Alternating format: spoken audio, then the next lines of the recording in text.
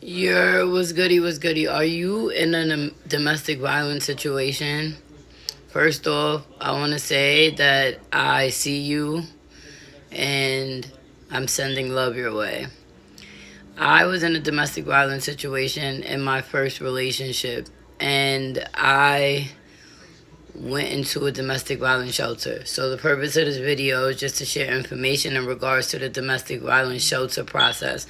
Now, I know that things are subject to change because I went into the shelter almost 22 years ago, but I know people who have since used this system to help them, and this is how it works. So Safe Horizons has a number. I'm going to list it in the caption. Normally, you would call them and ask them if they have any shelters available. Then you would do an intake process over the phone. They'll then let you know if they have any openings. If they have any openings, they will set up a safe place for you to meet up with them.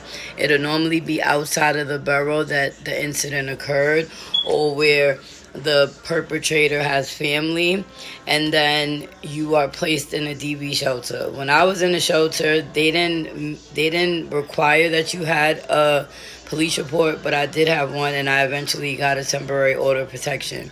The domestic violence shelters are a little bit different than the DHS shelters, which are the Department of Homeless Services, because to be honest, they're cleaner and they provide more resources. There is a curfew. It's a little bit stricter in regards to inclusivity, or like I would say like protection, but they do help you to find placement. DV is a priority on a lot of the housing lists, and they have counseling, and they have tons of other resources. So if you or someone you know has a situation where they need to flee, even if you have an apartment but you need to relocate because of the person, then call this number or check out their website. I hope this helps.